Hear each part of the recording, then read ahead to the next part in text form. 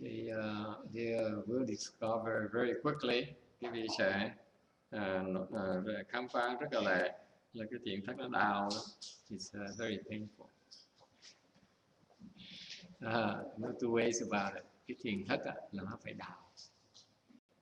The chanti, the nature of the chanti is you have to undergo the pain training. Nó đau. And this pain here is good for you. Cái đau nó chữa bệnh cho quý vị. It heals you. Okay. There are some people who come here and they go slowly. You can go slowly, you can go fast. Quý vị có thể tu chậm hoặc tu lẹ. There's some people who come here and they don't want to go through the pain training. Có những người ta tới đây người ta không muốn tu theo cái đường đau. It's okay too, không sao hết.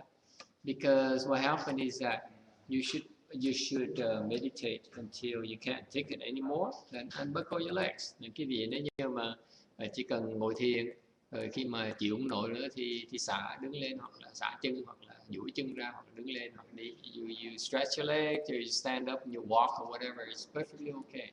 But it's also part of time training. Đó cũng là thiền luôn. However, if you're willing to, as long as you're here, try to endure a little bit more of the pain. Tại vì cái việc bỏ giờ tới đây thì cũng nên lợi dụng cái cơ hội để mà chịu khó nhận cái đau một tí. Because in the case you're not willing to endure the leg pain, trường hợp quý vị không chịu nhận cái đau, it's still you get a lot of wonderful benefits. Quý vị cũng vẫn được hưởng rất nhiều cái lợi ích rất là lớn lao. Because of the environment, là cái hoàn cảnh nó như vậy. I give an example cho quý vị thấy. It's just like you go into this force field where the chi flows stronger. Thank you very much. Nếu như cái gì vào tới một cái chỗ mà cái trong môi trường đó cái khí mạch đó. Hello girl, thank you. Khí mạch nó chuyển động rất là mạnh. I give an example. I once went to a place in San Diego. Thì cho cái ví dụ cách đây 10 năm, 8-9 năm, thầy tới viếng thăm một cái nhà đó ở San Diego. The owner was considering giving it to donate it to me. Mọi người muốn tính cúng dường cái nhà. And it's in the middle of nowhere, ở đâu ngay trên núi. And good thing we never took it seriously, because now we have to run for our lives, all the fire hazard that San Diego County has nowadays. Cũng may là không duyên là không có nhận. Thành ra trong bây giờ là phải chạy giật lửa rồi. Vì San Diego nó cháy dễ sợ lắm. It's just like houses are burning down there, especially in the mountain areas. Nhất là đời chỗ nào mà có đồi có núi đó là có lửa cháy nhiều dễ sợ. And I remember this particular house. I nhớ cái nhà because it's so strange. Nhà nó lạ dễ sợ lắm. It's just like a house in every. It's just like a house, like any other house. Bên ngoài như cái nhà này thôi. But it turns out as soon as you walk into the living room, cái gì bước vào cái phòng khách, where the sofas are, ngay phòng khách, ngồi xuống một cái, là bỗng nhiên you can have this is chi, the chi geyser, you pushing up like this. Thì cái gì vào cái nhà đó, vào phòng khách ngồi xuống một cái, mình có cảm tưởng như là có một cái khí mạch đó, nó trồi lên từ đất đó, nó đẩy lên trên, nó phun lên như là cái suối. Okay, and so for a place like that, when you meditate, you can, it's very conducive to meditation. Cái chỗ như vậy quý vị thiền sướng vậy sao? Tâm nó yên, khí nó chạy mạnh vậy sao? Your mind is very still, and the chi flows very strongly, very vigorously. Another example I have for you, ví dụ khác. There is a 3,000-year-old sequoia tree in Northern California. Một chỗ khác thầy đến nữa là có một cái cây sequoia là 3.000 năm. 3.000 năm rồi. To, humongous. A car can drive through it. You see those picture, that picture is picture because you can see that the trunk at the bottom there's a hole where they use push horse carriages through that. Now a car can actually drive through it. Quý vị biết không? Cái cây này 3.000 năm tầng ở dưới cái cổ, cái gốc đó, nó có cái lỗ to đó. Đời xưa người ta lái xe ngựa ta đẩy qua đó luôn. Bây giờ quý vị lái chiếc xe đi qua không được nữa. So people, it's so big that it has the base has an opening and you can drive right through it. And it's very famous because it's one of the oldest sequoia trees in the national forest. Cái cây này nổi tiếng tại đây một trong những cây mà dài nhất trong cái rừng của xứ Mỹ này. And I went there because I was curious and tò mò, lần đầu tiên tới tò mò. So we had to walk for about 40 minutes in the hilly area. Phải đi bộ tới đó, phải đi bộ 40 phút. Không cho lái xe tới, phải đi 40 phút mới tới. Okay. And once you get there though,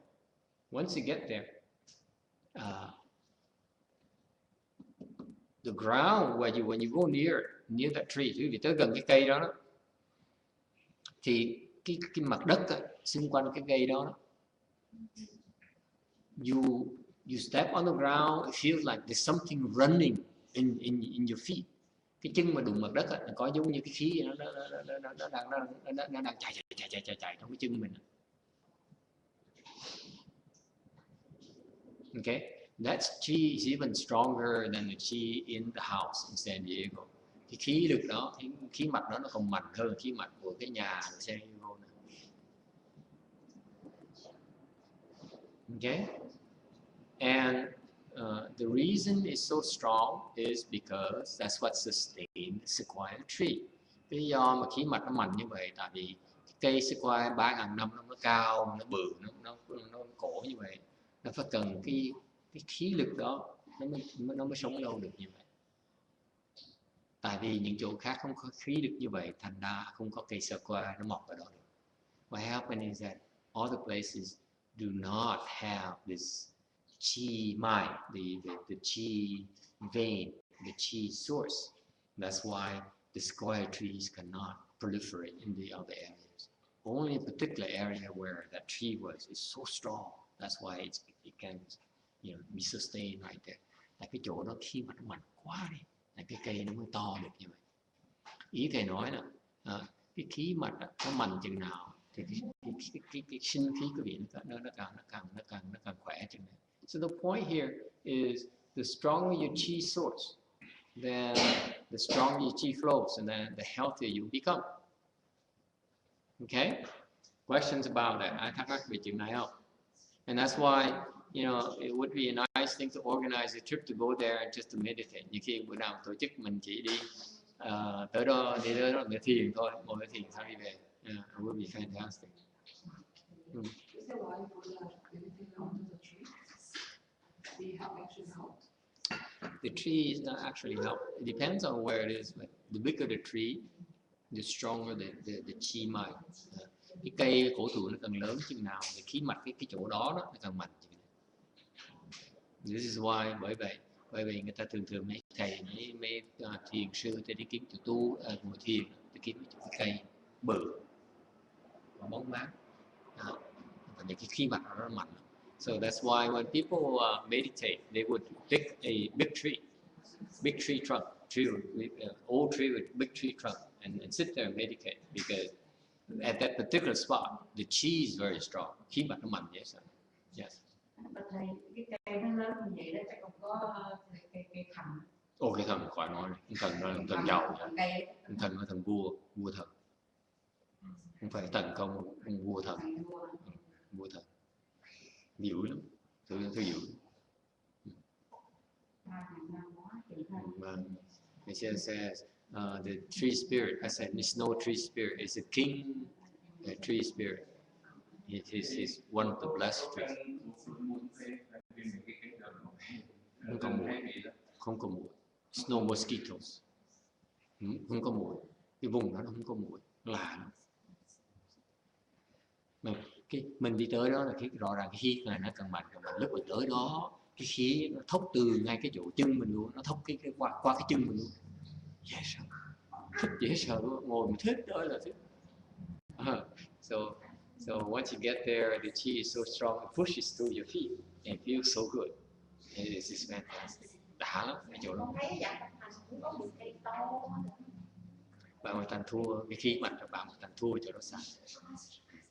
Về nói cái khí mà nó vượng cái độ cái cây nó to như vậy mấy ngàn năm nói chuyện nó rất là hiếm, không có bao nhiêu chỗ được như vậy, nó rất là hiếm. It's very rare. And they said the CTTB, hey, look at that, full lotus, yeah. Buddha. Ôi giỏi vậy sao? Okay, meditation 1 hour. Giờ ngồi thiền được 1 tiếng rồi đó. So the point here is that when you meditate, your chi flow stronger. Quý vị càng chú tâm chừng nào thì khí nó càng lưu chuyển mạnh chừng này. The more you are able to concentrate, the stronger your chi flows inside of you. And conversely speaking, nó ngược lại, nếu cái môi trường khí nó mạnh thì cái vị sẽ dễ chú tâm hơn. Conversely speaking, if the environment's chi is very strong, then you're able to concentrate much easier. So it's a parallel process. Thành ra cái hoàn cảnh với cái khí trong người cái vị nó song song với nhau.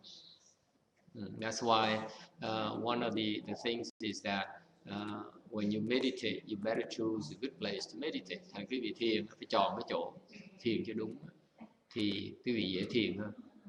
Yes. Is there any place you need to avoid when you meditate? Absolutely, the places you need to avoid. Có chỗ mà quý vị nên né chỗ nào? For example, which places? Which places do you need to avoid when you meditate? Có nhiều chỗ mình phải né khi mình thiền.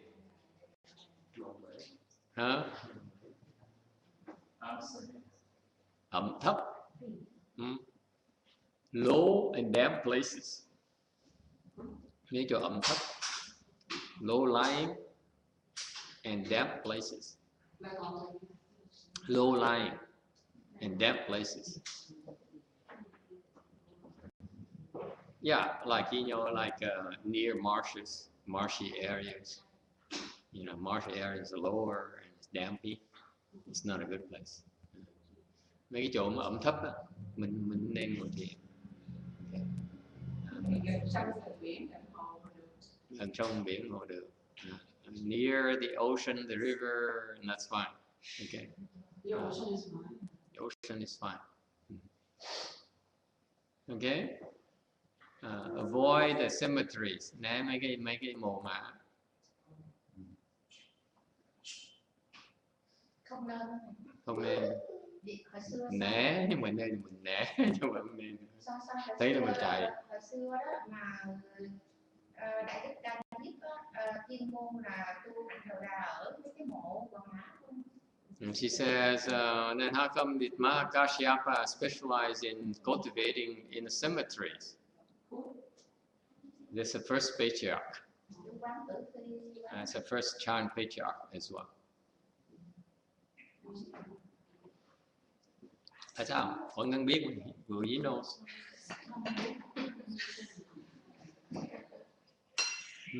Tại sao vậy? Tại sao vậy? Con nghĩ chắc vị tăng đó hả? I was in Taiwan lúc mà thầy bên Đài Loan á, thầy có một cái ông sư đó vào chùa xin hòa thượng tá túc. There's a monk who came to the temple I was staying and asked the abbot to stay. Okay, and he's a Taiwanese monk, ông thầy trẻ người Đài Loan. Okay, and he so the master is very compassionate. Hòa thượng rất là từ bi. Sao? Yeah, you can stay. And so he put the young monk up with the rest of us, and ở chung cái nhà của quý thầy. And the guy would get up in the midnight and walk into my room and look at me. Tối ông chạy xúc vào phòng của thầy đang ngồi thiền, tôi không nhìn. And then he says, ăn trầu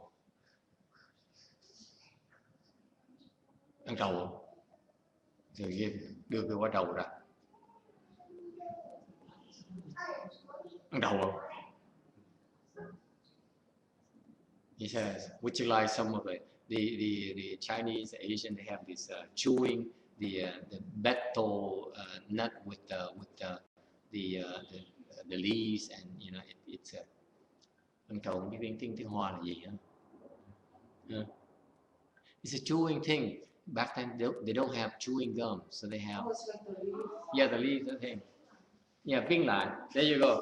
The Taiwanese love to ăn trầu. Người Đài Loan ăn trầu nhiều lắm. It's about Sean's age. They all chew pin lại. You know, it's everywhere. And in Taiwan, they have also pin line shops where the pin line nhiều siêu hả? Từ thầy có cái dầu bán ăn trầu nó có mấy cô mặc áo quần cục này nọ. Rất là thịnh hành. And it's everywhere in Taipei, in Taichung, everywhere. Nó bán trầu đầy hết. So this monk came trầu. He says, would you like some pin lại? Thầy nói, no. So he said, I leave some here just in case you change your mind. Thầy tôi để đây, chừng nào thầy đổi ý thầy ăn nghe chưa? So he's a little bit cuckoo. Hơi cùng. And he stayed with us for about a few weeks and he disappeared. Ông ở vài tuần rồi ông bỏ đi. He couldn't take it. And he's a little bit off kilter. Hơi khùng tí. Okay. Why is that? Tại sao vậy? Because he came from a cemetery. Tại vì ông thầy này, ông ở trong cái nghĩa địa. What happened is that the Taiwanese have a lot of cemeteries that are big. Bên Đài Loan có nhiều cái nghĩa địa rất là lớn mà không có người coi. And they have a main building. Mấy nghĩa địa có một cái chỗ mà họ cái nhà lớn, họ tới họ làm lễ đó, where they conduct ceremonies, and then they leave. Okay, and they're surrounded by tombs. Xung quanh toàn là mồ mả không. Thành cái chỗ nhà lớn đó không ai ở hết. So some of the monks who go there to live, then có một vài người sư tới đó ở. Tại vì người ta không có chùa, because they don't have temples. They don't get along with people at the temples, therefore they go there to live. So họ tới đó ở. Họ đi ban ngày họ đi khất thực. Okay, during the day they go there, they beg for food and money, and then at night they go back to sleep. Và tối đó về ngủ. Okay, quite a few people like that. Quite a few monks and nuns are like that. Monks. Okay, họ làm như vậy đó. So this monk here, he was getting a little bit sick and something, so he came to the temple of the Venerable Abbot's temple to ask for help. So when he got a little bit bad, he left again. Nào ông đó hơi bệnh gì đó, ông thầy cũng tới vào chùa ông ở thời gian, ông khỏe rồi ông rút lui. Yeah, and so you see, I met 2 or 3 monks like that. Thầy gặp 1-2 người sư như vậy. And they're all like that. They're all a little bit, cuckoo. Người nào cũng hơi khùng đấy. Why is that? Tại sao như vậy? You see a lot of ghosts at night in a cemetery.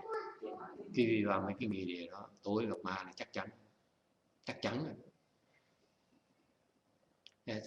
The ghosts and the demons came out at night. Tối khi mà quý vị đi ngủ rồi, nó đi ra nó kiếm ăn. They come out seeking food, okay, and having a party. Họ đi ra kiếm ăn, vậy là vui chơi với nhau. It's just like they have a party at after midnight. Như khi sau 12 giờ đêm mà bắt đầu mở party chơi. Yes, yes.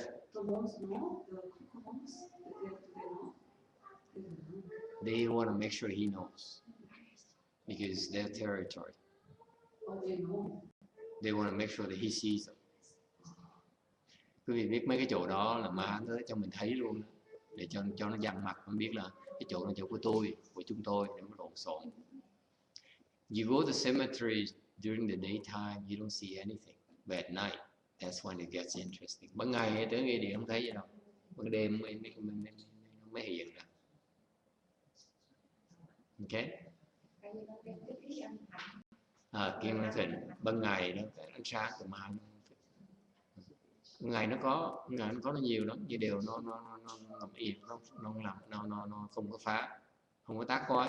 Ban đêm nó mới tác khói. Tại vì khí âm khí nó mạnh, thịnh nó mới tác khói.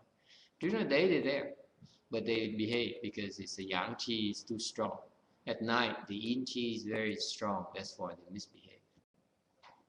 They feel good. Okay? Yes. So the monks know the graduals around him, why do they move out? He has no choice. There's no place for him to go. As long as he stays there in his place, then nó bỏ về. Nó hiện ra như vậy, nó chỉ hù mình thôi. Mình cứ ngồi yên, mình đừng làm gì hết thì nó không làm gì mình đâu, nó không hại mình đâu. Okay, mình chỉ sợ nó làm yên mình. All you have to do is be scared of them. They leave you alone. If you're being scared, yeah, of course, they know you're scared. They read your mind. Mấy tụi ma quỷ nó đọc tâm quý vị được, nó biết cái tâm quý vị nó sợ, nó cười, nó nói ơi, không cần. Okay? I don't know how we got to that chant in this chant class. Ngay sau mà học thuyền tới cái ma quỷ cái nơi. So when are we going to go lawyer? When are we going to go? What? So are we going to go to San Diego meditate? San Diego? I forgot where that house is. Thầy quên cái nhà đó ở đâu rồi. I don't remember where it is anymore. The woman is a little bit cuckoo too, so I didn't want anything to do with her. Cái bà đang hơi cùng tí, thầy cũng muốn mang tiếng với bà, thôi mình né, mình chạy trước. Okay, it's a good thing because otherwise I'd be a cuckoo monk living in San Diego, running for my life, chasing after by the fire. Nếu không ở đó chắc bây giờ bị hơi cùng mà cũng là bị mấy cái thần lửa nó rượt chạy chết, bắt giò cái cổ mà chạy. Yes. Any other place to avoid to meditate? Low level, foggy area, stay away from foggy area. Mấy chỗ bị sương mù đó, né. Okay. Low lying, damp and foggy in particular. Bad news, foggy, damp, bad news. Cái sương mù nó vừa thấp, vừa ẩm thấp, nó có sương mù, mấy chỗ đó phải chạy, không được tới. If slow lying and foggy, stay away. Cái chỗ mà nó thấp mà nó có sương mù là trốn, không được tới. Okay? Bad news. There are lots of ghosts. Trouble making ghosts. Mấy cái đó toàn mấy quỷ nó phá không à. Tới đó cái gì là chết với tụi nó. Okay? I stay away from those places. Thầy gặp cái đó thầy chạy trước. Okay? Đâu phải đất của mình đâu, đất của nó mà tới làm gì. It's not, it's there. That's where they proliferate. That's where their territory is. You don't want to mess around with them. You know, the world consists of territories, just like countries, like provinces, like states. Quý vị biết không? Cái thế gian này nó có quốc gia, nó có tỉnh, nó có làng. Okay? That's why those people form territory, có những cái lãnh vực riêng của họ. Thành ra mình đi tới đâu mình phải tôn trọng cái lãnh vực của họ. So wherever you are, you need to be respectful of people's territories. Okay? Tới đâu phải khiêm tốn. It's just no different when people come to your house. You have to be respectful of you, otherwise you leave. Okay? Nhưng người ta tới thăm viếng thăm nhà quý vị, mà người ta thấy lịch không có lịch sự với mình có đuổi người ta đi. Thì quý vị cũng vậy thôi, đi với chỗ khác cũng vậy thôi. You go to places, you know, they you know, you have to be careful. Đi phải cẩn thận, không phải đi tầm bậy tầm bạ được. I'm careful where I go. Thì đi thì cẩn thận. Đi, there's a map or you certainly you don't want to go through. Có nhiều chỗ mình biết né. Okay. Rồi thì mình yên thân. Yes. Yeah. When I meditate at home, I tried to do in the bedroom when it's too cold. Yes. I felt that I can concentrate in the bed in the same room where I slept for some reason. And there's a patio, there is open space in front of the garden where all the plants are growing. And it feels like that makes the meditation stronger. Is there any reason or is it scary? It's better not to meditate in your bedroom because you tend to be more sleepy. Thường quý vị mà thiền trong cái phòng ngủ đó, nó dễ buồn ngủ hơn. Am I correct? Yes. Have you noticed that? When you meditate in your bedroom, it's easier to fall asleep. Quý vị để ý không? Mình thiền trong phòng ngủ mình đó, dễ buồn ngủ lắm. Well, you know what I'm talking about. Okay? Now, going back to the question, why is it people would go to training, the monks would go to training at cemeteries? Mà tại sao? Vấn đề câu hỏi mình chưa trả lời xong là tại sao đời xưa có mấy người ta vào nghĩa địa, ta tu ban đêm. It's part of the training. Cái đó là một cách huấn luyện của tu sĩ đời xưa đó. One of the way of practice is that they send monks out to the cemeteries to stay overnight. Họ gửi mấy ông sư tới nghĩa địa ngủ qua đêm. And usually most of them come back with the face turned white and they return to lay life. Đa số những người đó trở về là mặt trắng như tờ giấy, xong hoàn tục hết, sợ quá. I'm not coming back another night. Nó bây giờ còn nhất định không có trở lại đâu một đêm nào khác, con hoàn tục thôi. I'd rather go back to lay life. Okay, it's scary. Tại đó quý vị tới đó, con ma quỷ nó ra, nó dọa cho mình chết luôn, sợ dễ sợ, kinh hoàng lắm. You will see ghosts and demons. Chắc chắn quý vị thấy gặp ma và quỷ. You're gonna see them, you're gonna hear them. Nó gặp không thấy không còn nghe luôn nữa. You can feel it even, nó còn đục như quý vị thấy nữa.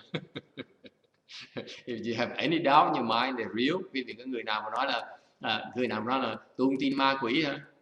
If you know anyone who says I don't believe in ghosts and demons, send them to the cemetery at night. Say you stay over there one night and come back and pick you up. I pay you $100, just $100.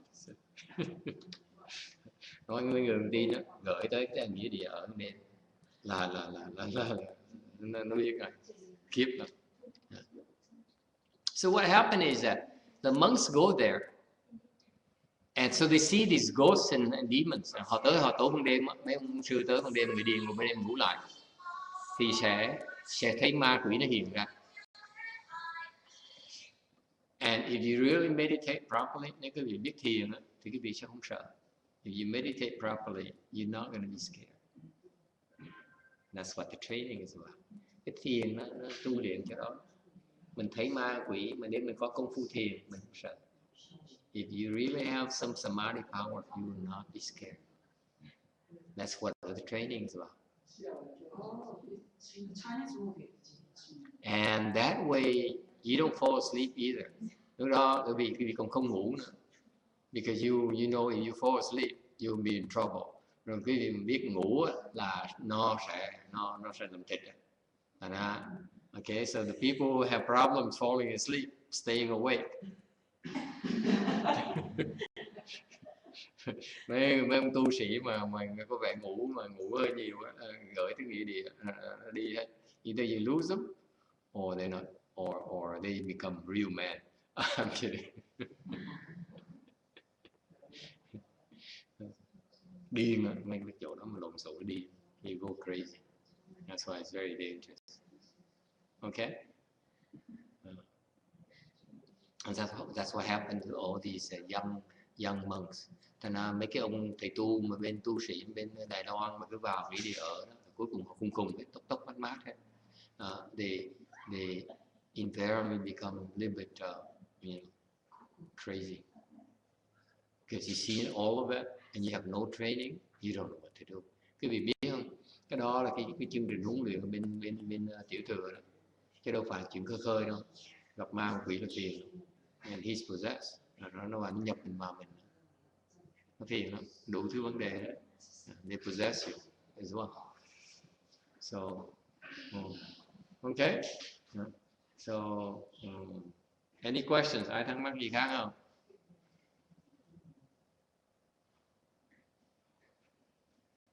Okay. Thành ra thầy nói là cái gì mà cái nếu mà cái gì mà để cái khí mà nó mạch nó tốt như vậy thì nó sẽ giúp cái sức khỏe cái gì. So as I was saying earlier, I started saying that if you go to the environment where the chi is very strong, it's going to help your healing process, and nó giúp cái cơ thể quý vị. I'll give you an example. Even if you bring the kids to listen to a lecture once a week or something like that, for an hour or two, it's tremendously helpful to them. Dẫn mấy đứa con nít tới mà nghe giảng kinh 1 tiếng 2 tiếng không, nó rất là tốt, nó rất là tốt. Why is that? Là sao như vậy?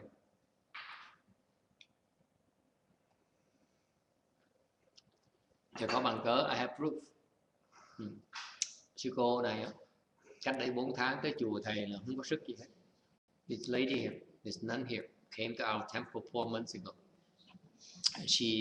She was in bad shape physically. Không có sức gì hết. Okay. And she's been coming to the Phổ Chi and Chán Chi occasionally. Sư cô thỉnh thoảng tới chùa. 4 tháng rồi, thỉnh thoảng she comes to the temple maybe twice a month. Khi sư cô rảnh thì tới chùa được 2 ngày một tháng, 2-3 lần một tháng. If she could get a ride, she get a ride from then she goes to the temple for 2 or 3 days. Tới chùa ở lại 2-3 ngày, tới ở cả ngày luôn, ở từ sáng 9:30 cho tới 2-3 giờ chiều. She stayed at the temple from 9:30 until 2-3 in the afternoon. Okay, vài lần như vậy. And then she went to the Phổ Chi a few days, rồi tới tham dự cái Phật thất 2-3 ngày. And then she couldn't take it, and then she came and she disappeared in Chán Chi for the first week, and she came back in Chán Chi now for a few days as well. Rồi cô trở lại cái thiền thất một vài ngày. And it's very light schedule. Cô vào, cô ra, she comes in, and comes out. It's not heavy schedule at all. Mệt thì đi nằm nghỉ chứ không có chuyện mà ngồi luyện không như chúng tôi đâu. And so whenever she's tired, she goes to bed. It's not like she endures any pain at all. Okay, and today I walk her with her from this temple to the other house. Ngày hôm nay đi bộ với cô, dẫn cô từ đây qua nhà bên kia.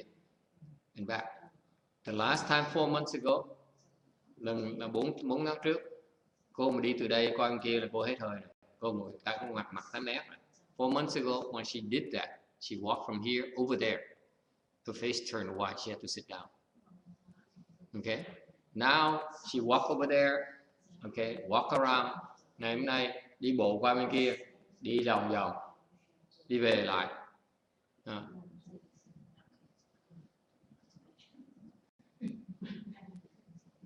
Mặt cô tỉnh bờ, xong còn đi vô đi ra rồi mà còn hớn hở nữa. And she was hardly felt anything, and she actually was happy. And so you see, cái môi trường nó dễ sợ. You just have to go to the a good chi environment place, and then it will help improve your health. Thành quý vị biết không? Chọn cái chỗ một cái khí mạch nó mạnh như vậy đó, rất tốt cho cái sức khỏe của quý vị. That's why it pays to go even to that sequoia place and meditate. Thành quý vị biết tới cái chỗ nhà như chỗ cái cây sequoia đó ngồi thiền, nó rất là tốt. It's very very good. Okay. Alright. Cái môi trường nó quan trọng lắm. It's very important. Yes.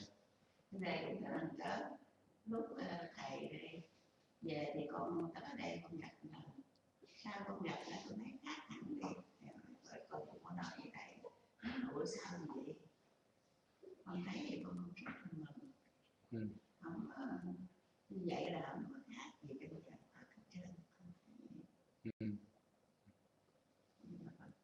So it's not taught. It is something that actually the results speaks for themselves. Không phải nói tưởng tượng đâu. Cái này thực sự là nó xảy ra như vậy. Thành quý vị thấy.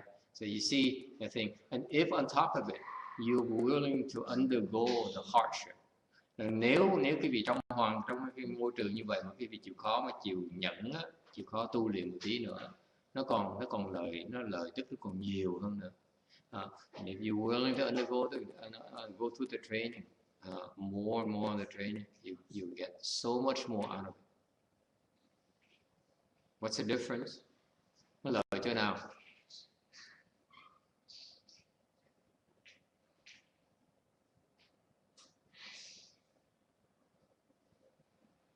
You're learning, you're developing the ability to generate a strong chi yourself. Quý vị mà tập như vậy đó, tập luyện như vậy thì quý vị đang phát triển cái khả năng mà có thể từ kích thích cái khí của mình trong người mình. Là khi quý vị rời cái chỗ này, quý vị theo cái phương pháp nó làm, nó sẽ cũng như vậy. So what happens after you leave this place? You go back, you apply the same meditation technique, you get the same thing yourself. Okay? Once you get there, you know how to. It's like riding a bike. Once you get there, you know how to ride. You know how to do it again. Quý vị hiểu? Giống như lái chiếc xe đạp nhé, đi đạp xe đạp nhé. Khi mà quý vị đạp được xe đạp rồi đó, okay, thì bao giờ cũng đạp được hết, không bao giờ quên được hết. Hiểu không? Thành nó quan trọng là chỉ khó luyện, nó có lợi. That's why it pays to work hard, because it's a good opportunity to develop your own skills. Là cái cơ hội rất là tốt để quý vị phát triển cái khả năng của mình, phát triển cái công phu của mình. Okay. Any questions about that? Ai có thắc mắc gì không?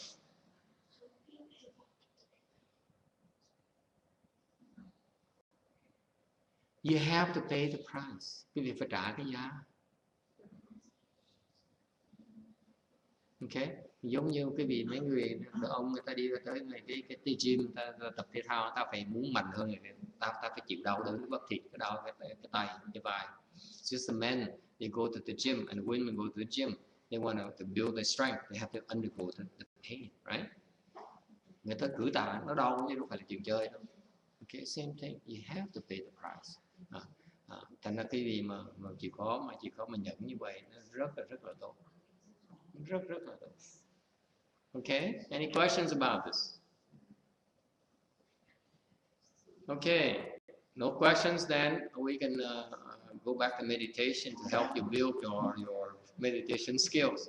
Nếu như không ai hỏi thì thầy sẽ trở về thiền để mời quý vị luyện tập cái công phu thiền. Quý vị, yes ma'am. Did the Buddha have teachers when you started to practice at the beginning? Did Buddha has teachers? Yes, he has some teachers. But then he surpassed all his teachers and then went off on his own. Câu hỏi là Đức Phật có thầy là không? Thành ra bước đầu thì có thầy, thì sau rồi qua mặt không thầy, thành ra tự tu đấy. And he discovered a way to practice meditation. Rồi ngài khám phá một cái phương pháp mà thiền. Okay, and that's what we're teaching you. Đó là phương pháp chúng tôi đang truyền lại quý vị. Yes. Some friend asked me. Because everything, all Buddhist meditation, especially our form Mahayana Buddhist meditation, is based on Buddha's meditation technique. And cái thiền đại thừa, chánh tông đại thừa của Phật giáo đó, là dựa trên cái thiền của Như Lai thiền. Cái tên của thiền chánh tông Phật giáo là Như Lai thiền. In fact, Mahayana Chan school is called the Tathagata's chant. Như Lai thiền, đó là thiền của Phật. This is the Tathagata's way of meditation. Cái này là cái phương pháp luyện thiền của Đức Phật. Yes. This particular method that we are practicing, is it sounds in the scriptures too? Or is it just translated by the patriarchs in tradition? The actual practice of chant here is transmitted by teachers to students. Cái phương pháp này là phương pháp được dạy truyền từ thầy cho đệ tử. He transmitted from master to pupil, được truyền từ thầy cho đệ tử. Therefore, you will not be able to find it in the books. Quý vị không thể nào tìm được cái này trong sách. It's impossible. It's not written anywhere. Không có biên ở chỗ nào hết. Okay? It's not recorded anywhere. Không có chỗ nào, không có thâu chỗ nào, không có biên chỗ nào, không có chỗ nào hết, không có tài liệu gì hết. Được ông thầy dạy cho học trò thôi. When is it transmitted from master to pupil? When the student is ready, he will receive the teaching. Một khi người học trò hiểu rồi, có đủ căn cơ rồi, thì ông thầy sẽ dạy. Okay. It turns out, for your information, the Chinese chant tradition has two schools. Những cái truyền thống của thiền tông người Trung Hoa đó, nó có hai cái dòng. One is the tradition of Gradual Enlightenment, một cái truyền thống đó, là tiệm ngộ. And the other tradition is Sudden Enlightenment, cái truyền thống kia là đốn ngộ. Okay, this originated, from the disciples of six patriarchs. Đây là từ xuất gốc, từ cái đệ tử của ngài Lục Tổ. So he has to after the sixth patriarch passed away, sau khi ngài Lục Tổ qua đời, his disciples branched out, thì ngài tách ra cái đệ tử ngài tách ra hai phe, divided into groups. Okay, I'm sorry, it originated from the fifth patriarch. I'm sorry. Cái này là ngũ tổ, Hoài Nhượng, Hoài Rang. Okay. After he passed away, his chant school divided into two. Ngài Hoài Nhượng khi ngài nhập niết bàn rồi thì đệ tử ngài tách ra hai phe. Một phe là lục tổ, một phe là thần tú. One group is headed by the sixth patriarch. The other group is headed by the Shen Xiu Dharma master, chant master. Okay, Shen Xiu advocates Gradual Enlightenment. Ngài thần tú thì chủ trương là tiệm ngộ. Whereas the sixth patriarch advocates Sudden Enlightenment, thì ngài lục tổ thì chủ trương là đốn ngộ. So what happened is that for the first 1,000 years, the Gradual Enlightenment is more famous, has more followers. Thì khoảng chừng một thời gian, khoảng những 3 đời, 100 năm là 1,000, is about 100 years. The Gradual Enlightenment school is more popular than the Sudden Enlightenment school. Thì trong cái 3 cái đời sau đó, thì khoảng 100 năm sau đó, thì cái tiệm ngộ đó, cái nhóm đó họ thịnh hơn cái nhóm đốn ngộ của ngài Lục Tổ. Why is that?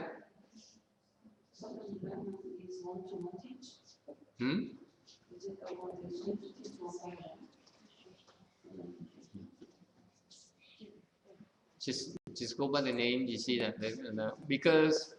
because no one understood Sudden Enlightenment. Thời đó cái ít ai mà hiểu được cái đốn ngộ. Người ta hiểu cái tiệm ngộ. When you explain the Gradual Enlightenment, people can understand. Okay, nhiều người hiểu hơn. In particular, this Gradual Enlightenment school was sponsored by the emperor. Nhất là cái tiệm ngộ đó, cái nhóm tiệm ngộ đó, nó được hoàng đế ủng hộ. because he issued invitations, the emperor issued invitations to both Sheng Xiu and the sixth Huinan, sixth patriarch, but the sixth patriarch refused, declined the offer. Thì thực ra hoàng đế là mời thỉnh cả người bên ngài Thần Tú với ngài Lục Tổ tới kinh đô. Thần Tú thì tới, mà Lục Tổ thì không tới.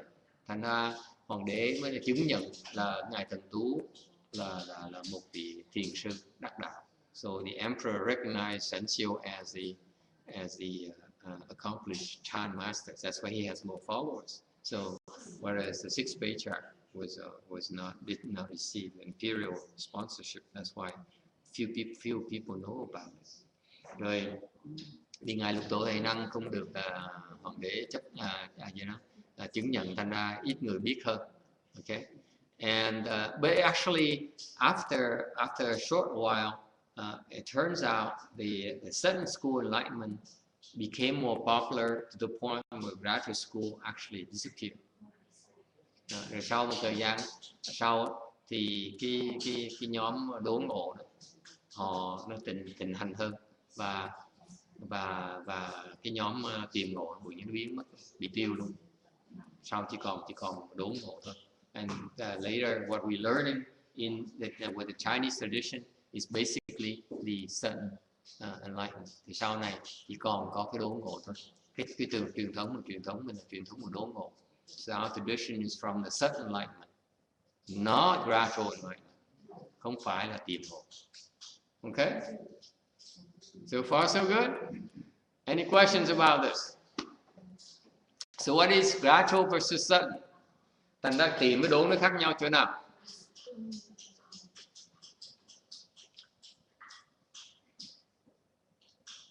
Gradual advocates that cái tìm you have to go step by step. Tìm là phải đi từng bước. You have to make progress gradually. Phải trèo lên, thăng lên từ từ. Okay. So it's like polishing a mirror, giống như ngài Thần Tú nói đó, mình phải chà cái gương. Back then mirrors are made of metal, so you need to polish it so that it's brighter and the reflection is deeper. And quý vị phải chà cho nó bóng, cho cái phản ảnh nó sáng và nó sâu hơn. So far so good. So for that it takes a lot of polishing. Muốn nó bóng như vậy phải cày càng ngày càng chà nó. Okay, càng ngày càng bóng. That's the advocate. The sudden enlightenment, the gradual enlightenment, you keep on polishing it until it becomes perfect. Thì cái chủ trương bên kia là họ cứ chà cho tới khi mà cái gương nó vẹn thành. Okay? So far so good. When it's accomplished, then the reflection is true. Lúc đó mình lúc vẹn thành là lúc đó là quý vị thấy cái phản ảnh nó hoàn toàn có sự phản ảnh. So far so good. Only trouble is that Sheng Xiu was never enlightened. Cái khổ là như vậy này. Đó là chỉ là lý thuyết thôi. Chứ ngài Thần Tu chứ chưa bao giờ giác ngộ, chưa phải là người giác ngộ. Sheng Xiu never became enlightened. So if they keep polishing like that, they never become enlightened. Nếu họ cứ chà cái gương như vậy sẽ không bao giờ giác ngộ.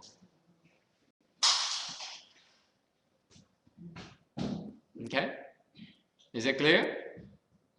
Because the practice will not lead to enlightenment. Tại vì cái phương pháp tu như vậy nó sẽ không dẫn tới cái giác ngộ.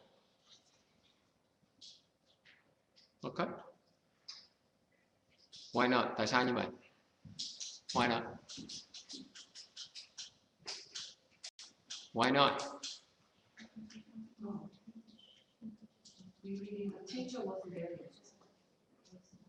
The teacher is not there. Ông thầy chưa tới.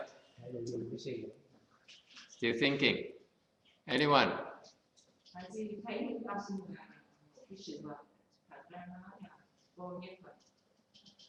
Still see your mind as something. Actually, it's nothing. Yes, young lady. Okay. Next. Yes.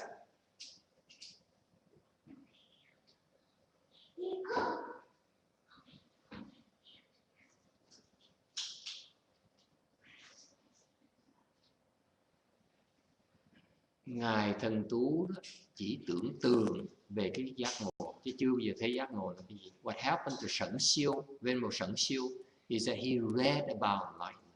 He never experienced it. Ngài chỉ đọc về cái đó thôi, Ngài chỉ nghe giảng cái đó thôi, Ngài chưa bao giờ thấy nó. Thì làm sao mà biết, làm sao mà dẫn cái vị tới đó được? If he only read about it, he only heard about it, how on earth is he going to be able to bring you there? Because he don't know how to get there himself. Chính bản thân mình không biết đó cái gì, làm sao mà dẫn cái vị tới đó được? It's just like I keep on making an analogy như thầy, ví dụ như là cái vị muốn dẫn tới cái kho tàng, mà không biết kho tàng ở đâu, chỉ nghe nói nó tới thôi. It's just like you're trying to bring someone to a treasure trove, to a treasure chest, okay? But you've never been there.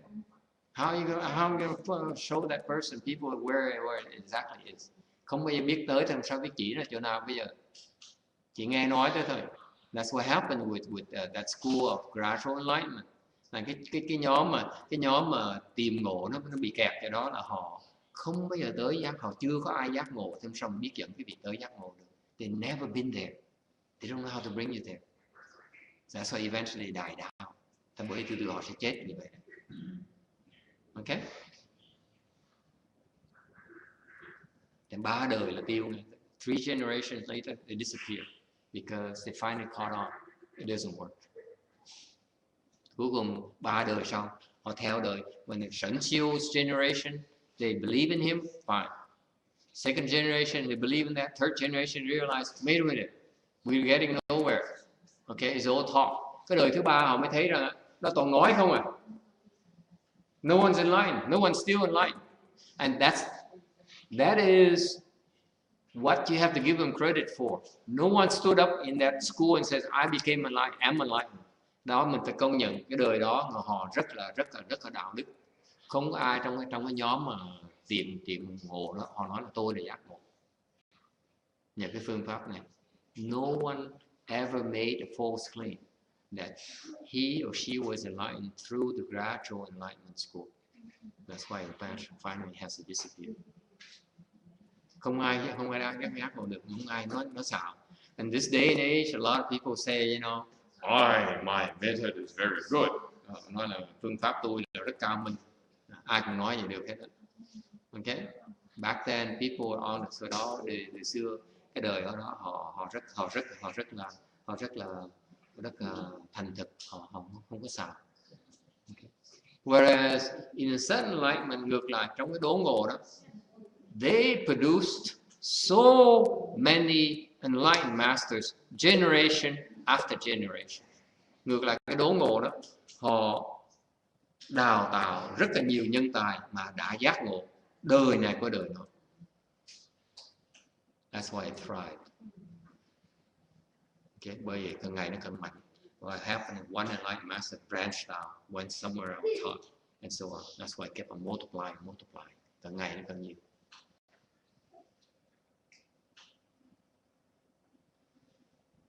Okay, any questions? No one talked about this. I just talked about it because that's my interpretation. Không ai trong sách vở ông nói chuyện này, thầy nói chuyện này cho cái gì nghe. Tại vì đó là theo cái thấy của thầy. If it's the gradual enlightenment had enlightened master, I assure you it have continued to this day. Thầy cam đoan cái gì nếu như hồi đó cái tìm ngộ mà cái nhóm tìm ngộ mà có người giác ngộ, họ sẽ có đệ tử đến đời này. What happened is this: once you become enlightened, it's your job to pass it on to the next. Tại quý vị biết sao? Một khi một quý vị giác ngộ rồi thì có một chuyện thôi, là phải truyền cho cái đời sau. You do one thing. You only have to do one thing. Pass it on to the next generation. Then you can go. Quý vị tìm được người chân truyền thì mới có quyền đi. Questions? Okay, because what happens is you know how to become enlightened. Okay, and therefore you need to pass it on to the next generation so that that knowledge is not lost. Thành ra khi mà quý vị giác ngộ rồi, quý vị có một cái trọng trách là phải tìm một người đệ tử mà dạy cho nó để cho nó biết, để cái trí huệ này, cái tri kiến này nó không bị mất, nó vẫn còn tồn tại trong cái thế gian này.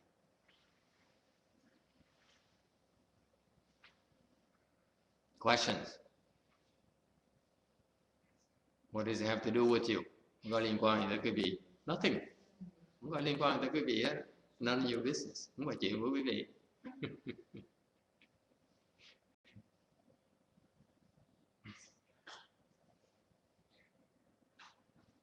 Okay. Questions? Yes. Yeah. I've heard a lot of stories. Usually, it's the men that get enlightened. Has there any been any women? Yes, many. Câu hỏi là có nhiều người đàn ông giác ngộ, thằng bà giác ngộ thì nó có nhiều lắm. Many women are like. In fact, I know one 20-something year old woman in this country is like, they bị quen một cái cô đó, người Mỹ, giác ngộ xứ này in the US through China, thiền. Here in the US, xứ Mỹ này nè.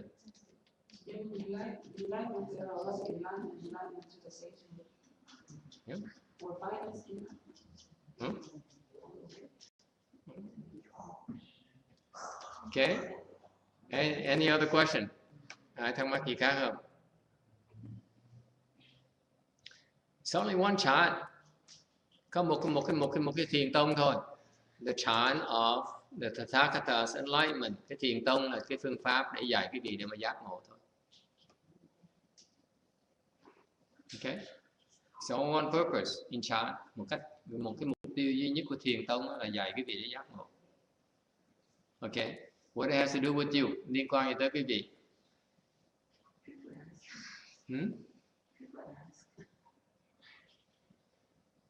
Liên quan gì tới quý vị?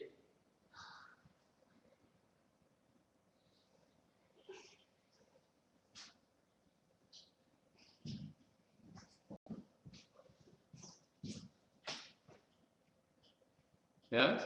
What has to do with you? Everything to do with you. Tất cả nó liên quan rất là mật thiết với quý vị.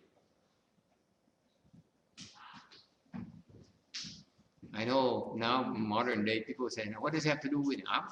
I don't expect to be enlightened. Có người nói với thầy, thời đại này ai mà giác ngộ được nữa, nó liên quan tới tôi đâu. Okay?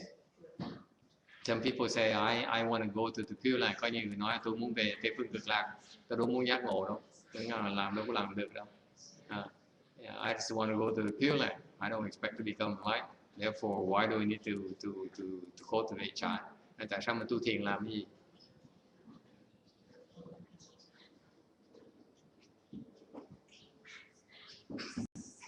Okay.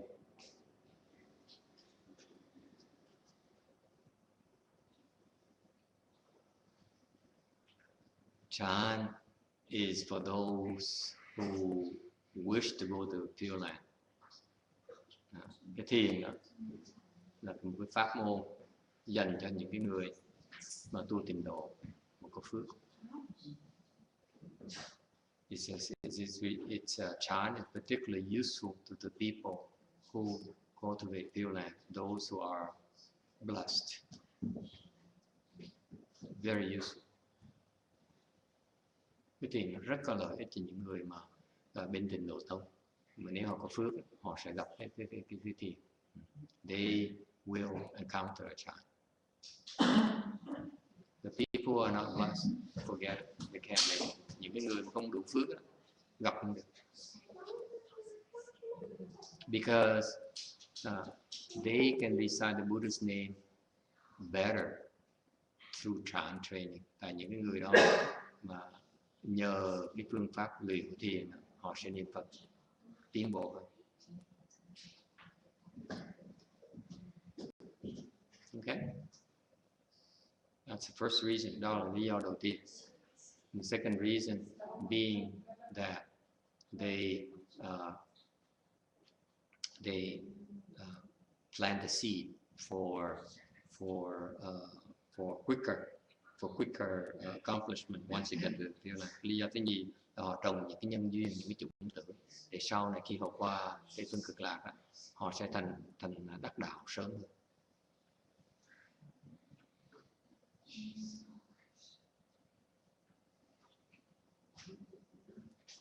They will accomplish the way quicker once they get there.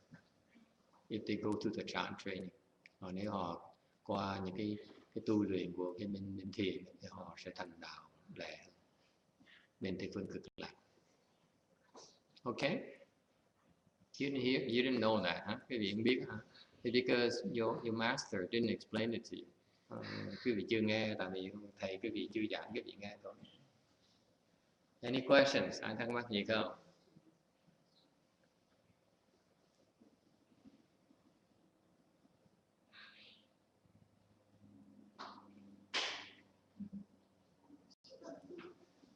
Okay, then the hour is up. We can do some meditation. Hết giờ rồi, mình có thể ngồi đi tiếp tục thiền. Yes.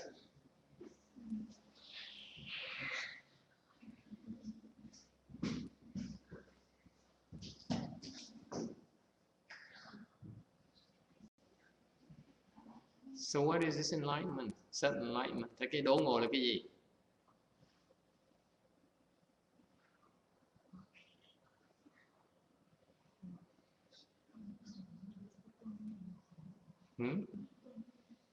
So is it self-enlightenment?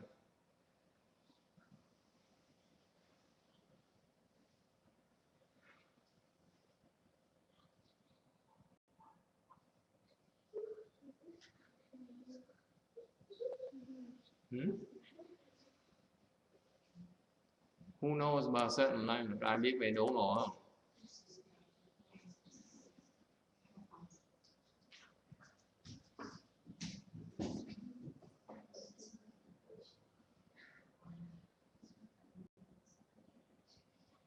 Self-enlightenment is the only way to become enlightened.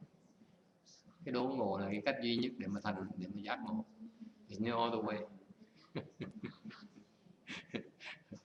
Không có cách nào khác hết á. Không có cách nào khác hết.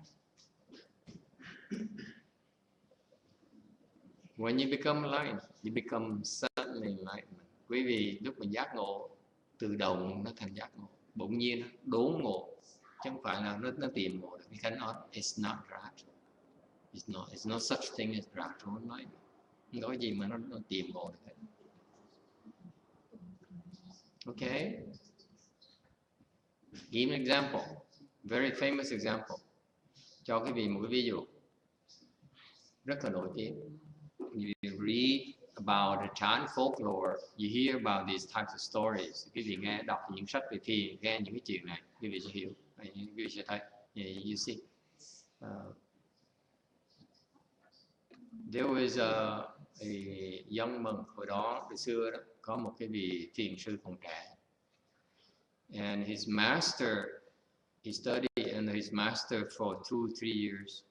Thì ngài này tu dưới sư phụ mình. Ngài bắt trưởng thiền sư 2-3 năm. His master happened to be Bái Trạm sư. Thì cái người này, sư phụ ngài là bắt trưởng thiền sư nổi tiếng. Bái Trạm is one of the more famous Chan masters in the Chan tradition. Bắt trưởng là một trong những vị thiền sư mà nổi tiếng là từ cọc gội cọc của bên thiền thông. And so when Bái Trang passed away, khi mà ngài bắt trưởng thiền sư qua đời, this young monk here was well known. He was very, very, very, very sharp. Ông thầy là giỏi dễ sợ. So the new abbot, cái vị cái vị phương trưởng mới đó mới mời ông vào. He asked to see this young monk. Okay, and he says, người phương trưởng mới đó, Quỷ San, Chan Master, ngài Quy Sơn Thiền sư, mời ông Thiền sư trẻ đó vào, hỏi là you known to be very erudite with all the Buddhist teachings. Thầy là nổi tiếng là thông thạo tam tạng, những kinh điển thầy biết hết. Okay. And so, would you like to continue to stay at the temple, or would you like to move on? Thì Quy Sơn Thiền sư đó là phương trưởng mới mới hỏi, thầy có muốn ở lại đây tu tiếp hay là muốn đi chỗ khác? So the young monk says, I'm very honored, you know, about my erudition. Cái người thiền sư trẻ đó mới nói, thầy trẻ mới nói, con rất là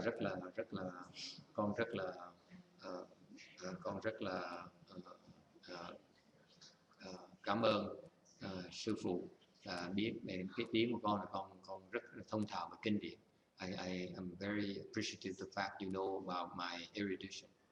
Okay, I would love to stay here for a few more years. Con xin phép thầy ở lại đây vài năm nữa để tu. Okay, and so Quế San Chan Master, ngài Quy Sơn là cái tổ của dòng Quy Ngưỡng mình đó. This happened to be before he founded the Quế Giảng lineage, our lineage. Okay, he said, of course we'd love to have you. Okay, we'd be honored to have you. And ngài Quy Sơn nói, đương nhiên là chúng tôi rất là sung sướng nếu như thầy ở lại tu chung. Okay. And by the way, can you tell me this? And they have all everything you know about Buddhism. Tất cả những cái gì thầy biết về Phật giáo đó, về giáo lý Phật giáo đó. All the things you read about Buddhism. Okay. What is your original faith before you were born?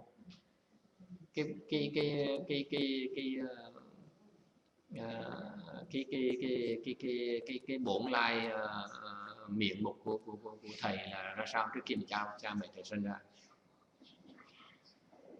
What is your original faith before your parents gave birth to you?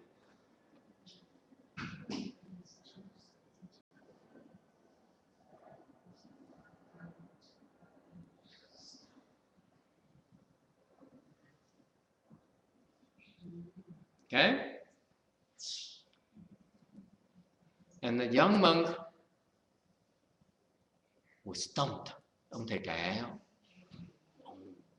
ông chấn hững. His mind raced through all the volumes of Buddhism, all the books he's read in Buddhism. Cái ông thầy đó, cái tâm nó chạy qua hết, nó lục hết tất cả những cuốn sách trong óc mình, từng đọc sách kinh điển đọc. He couldn't find an answer for it. Kiếm hết tất cả những cái chơi kiếm mình không thấy cái trả lời đâu hết. You couldn't find an answer.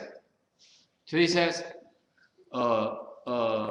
can you give me some time to look it up?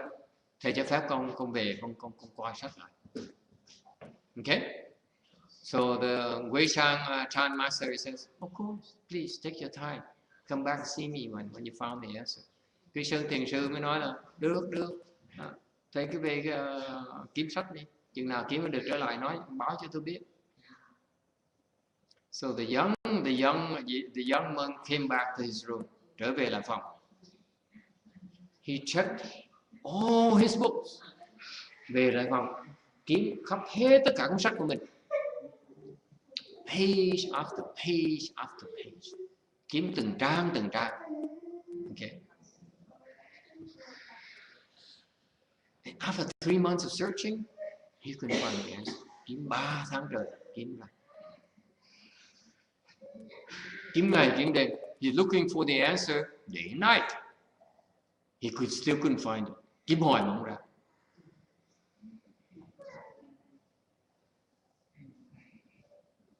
Okay? So in the end, after 3 months, he came to see Wei Shan Chan Master.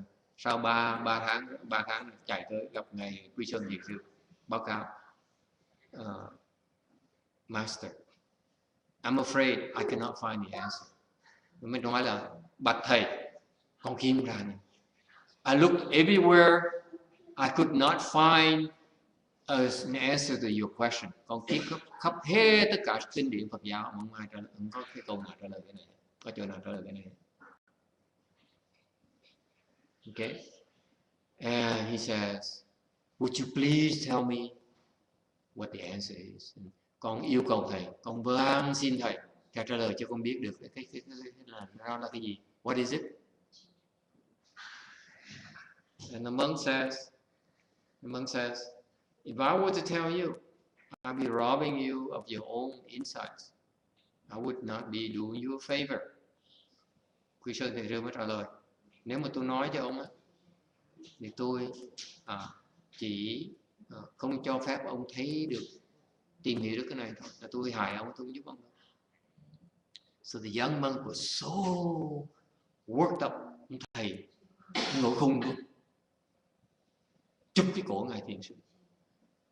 Quy Sơn này grab his clothes, pull out his knife, đưa cái dao ra, kéo cái dao ra, cứa cổ ngài Quy Sơn Thiền Sư. He said, if you don't tell me, I will kill you.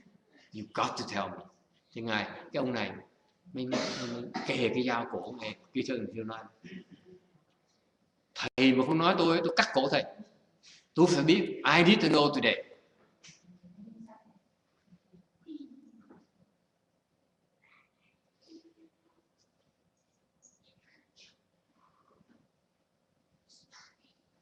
Wei Shan laughed. Người Quy Sơn Thiền Sư cười ngất. Cái dao kề nó cổ, Quy Sơn Thiền Sư cười ngất. He says, you think by killing me you're gonna find the answer? Ông Thiền Sư Thiền Sư cười xong rồi nói, bộ thầy nghĩ rằng là thầy cứa cổ tôi sẽ kiếm được cái giải đáp hả? So this young monk has an awakening. Cái ngày Thiền Sư này trẻ này mới có một sự hiểu, đột nhiên hiểu. He threw down the knife, thả cái dao xuống. Let go of Wei Shan, Chan Master Wei Shan's clothes. Thả cái áo, quay lưng lại, turn around and left the temple, bỏ chùa đi. He says, he realized that he blew it. Khám phá ra, mới hiểu rằng là mình đã bỏ lỡ cơ hội rồi. Mình làm cái lỗi lầm lớn quá. You made a terrible mistake. You threatened to take life. You teacher's life. Dám hăm dọa cái mạng của cái ông thầy. He says, that's it. No one will teach me. Không ai dạy mình nữa đâu. Đời mình là xong rồi. I'm done. Okay? Học trò mà đi hâm thầy, ai cũng thầy nào mà dạy mình nữa. Just think about it. If you come and threaten your master like that, I know this woman would do it. Cái bà này sẽ làm như vậy. Bà ngồi bà không sợ. She's not afraid of anyone. Bà không sợ ai, không sợ đời răng gì hết. Làm như vậy, ông thầy cũng có ai dạy mình. He realized that no one would ever teach him because of that mistake, that karma. Cái nghiệp mà tạo ra như vậy sẽ không bao giờ có ông thầy nào dạy cho mình. He realized that he will never be able to find the answer. Không thể nào kiếm được cái sự giải đáp. So he left. He said, I'm done. My life is done. Đời mình là tiêu rồi. So he wandered around. Bỏ đi lang thang hết xứ Tàu. He wandered everywhere in China. He just wandered every day. And his beard grew, his hair grew. Đầu tóc nó dài ra, râu nó mọc ra. Okay? Áo quần nó rách. And the clothes became tattered. He wandered from place to place. Whatever people gave him food, he eat. Người ta cho thì ăn, không cho thì đói, nhìn đói. He wandered and wandered. One day, ngày kia, he came upon the sixth patriarch tomb. Ngày kia đi lang thang tới gặp cái mồ của ngài Lục Tổ. and it's unkempt. Cái mồ mả nó bị tan hoang, không ai lo lắng. He recognized his patriarch's tomb, therefore he said, okay, I think I stay here and clean it up a little bit. Ông sư này mê chuyện là nổi tiếng. This is very famous. If you practice Chan, you got to know the story. I'm not telling you his name yet because in the end, when you hear the story, then I will tell you the name. Thấy cái chuyện này, cái tên này, tại vì từ ta nghe cái chuyện thôi, ta không biết cái tên luôn. Tại nó quá nổi tiếng, it's so famous. And so he cleaned, he weeded the tomb. And ông đó, oops, time's up, shucks. Hết giờ rồi. We gotta continue tomorrow night. Tối mai nói kể chuyện tiếp. Time is up. Yes? No? Gotta keep going. Tell me the end of the story. You gotta tell me the end of the story. Thầy phải kể hết cho tôi nghe tối nay. I would save her skin. Tại tối nay thầy kể cho thầy vì for her sake. Tại tôi sợ cái bà kia sẽ đổ cùng. I'm afraid she's gonna go crazy. They quite love right. You misunderstand me, she says. And so he weeded the tombs of master six patriarchs. Nhổ cỏ cái mồ mả của ngài Lục Tổ. For that act of good deed, cái tâm mà vị tha như vậy, he suddenly decided to stick around just to take care of the tomb. Cái vị thấy dễ sợ, đi lang thang hết là chỉ lo cho mình thôi. Là khi bộ như một cái tư tưởng khởi ra, just think about this beautiful story, cái chuyện nó rất quan trọng. Mình lang thang, mình chỉ tự lo cái thân mình thôi, mình không cần biết ai hết. He wandered around for years, thinking about his own himself. I said, my life is done. I have nothing else to live. Okay, and there's one thought, boy, this great man's tomb, let's take care of it. Okay, it cannot be this bad. Thì thấy một cái mồ mả ngài Lục Tổ, phát cái lòng cung kính trọng, nó không được. Mình không thể nào để cái mồ nó hư như vậy, hoàn toàn như vậy không được, không nên.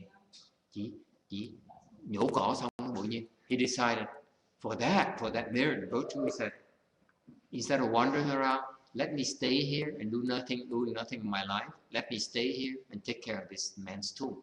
Ông đó mới quyết định, thay vì mình đi lang thang cuộc đời, mình không có làm gì nên người, cái gì có chuyện quan trọng, mình ở lại đây, mình lo mồ mả cái ngài thiền sư. So he stood there, he stayed there, and every day he took care of the six patriarch tomb. Và mỗi ngày chỉ lo cái mả của ngài Lục Tổ. He stayed there for years, ở đó cả mấy năm trời. And he's embellishing it. Càng ngày làm càng đẹp ra. Okay. And he's weeded, cái đầu bằng cách là nhổ cỏ. And then he started planting trees, flowers, bulbs. Bắt đầu trồng cây, có hoa, có quả. And then he started landscaping, bắt đầu làm phong cảnh cho nó đẹp. Okay. And then one day, after years of taking care of, sau nhiều năm lo lắng cho cái mồ mả này, he was carrying some gravel. Này là cái ông thầy đó, ông cái người sư đó, mới đang chở một cái đống đá. And he's carrying it. Okay. And then he dumped it, rồi đổ xuống. And then one gravel, okay, flew một cái viên đá nhỏ, nó văng ra, nó đùng một cái cây trúc. It hit a bamboo trunk and make a sound. Tóc. Viên đá nhỏ nó văng, nó đùng cái trúc, âm thanh cái tóc. That man, at the very sound of that gravel hitting the bamboo, he became suddenly enlightened. Thì cái ông thầy đó bỗng nhiên đốn ngộ. And he wrote a poem. And I don't have a poem here. Thầy muốn hết thì giờ I don't have time to show you the poem. I show you the poem in private you like. Thầy muốn thầy cho qua cái bài thơ của riêng and he suddenly became enlightened. Ông được đốn ngộ. Okay. And he wrote a poem, ngâm bài thơ xong. Okay. He went back to his hut, trở về lại cái phòng của nhà. Took a shower, tắm rửa, shave his beard, shave his hair, cạo đầu. Okay. Đắp y lên. He put on his monk's garbs, climbed to the back of the mountain, leo lên cái núi phía sau, turn to the direction of his original temple, hướng về cái chùa mà lúc trước mình ở đó, cái ngài Quy Sơn đó. Okay. And bow 3 times. I say thank you master for your teaching. Cảm ơn thầy đã dạy cho con.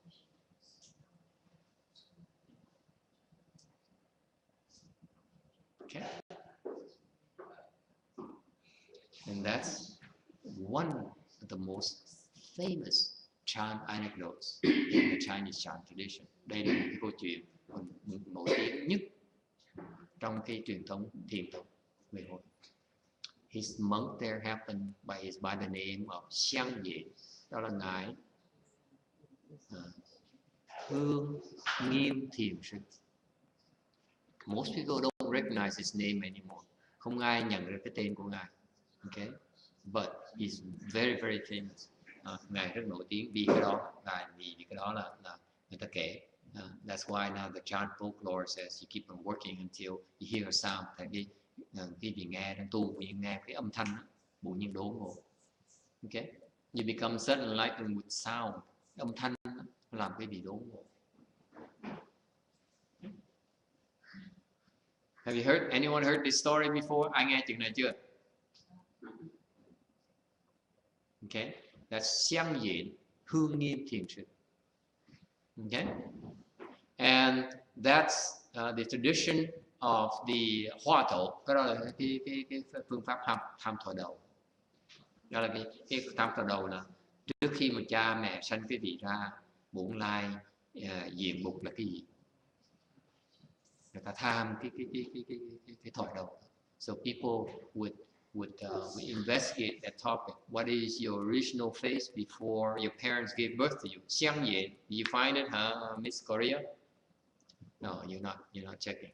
Okay, and that's why it became so famous, and that it really popularized the Hoa To approach to chant. Then cái tham thọ đầu bỗng nhiên rất thịnh hành bên người Trung Hoa, tại có những cái chuyện như vậy. Because of these type of stories. Okay, to the point where Hoa To became like the premier meditation techniques. Thế đến lúc mà đến độ luôn mà trong cái truyền thống người Trung Hoa đó, ngay bây giờ này họ nghĩ rằng tham thọ đầu là cái phương pháp là cao minh nhất. They believe that the highest form of practice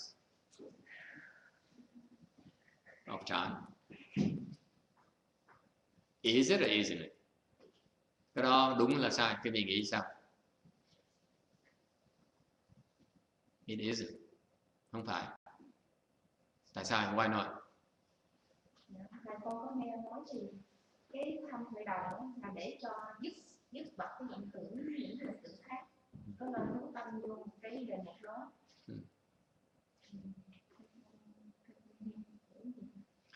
People keep on you uninformed people keep on comparing methods. Những cái người mà không chịu tu mới chuyên môn đi so sánh pháp môn ngọ.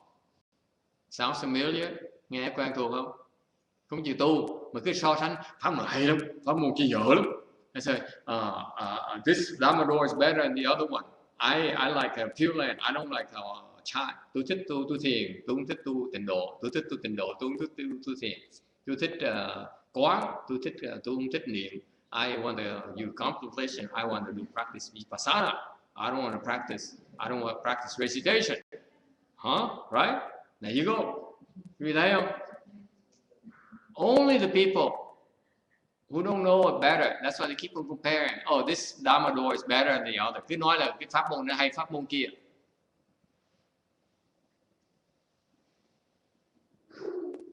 And nothing is further from the truth. Không có gì nó sai lầm hơn cái đó nữa.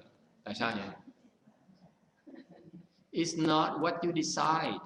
What is high or low? Không phải cái vị nghĩ cao thấp là nó cao thấp. That will determine its depth. We chant people are very results oriented. Cái bên thiền tông nó rất là thực tiễn. Cao là tại vì đã đào tạo được nhân tài có trình độ cao.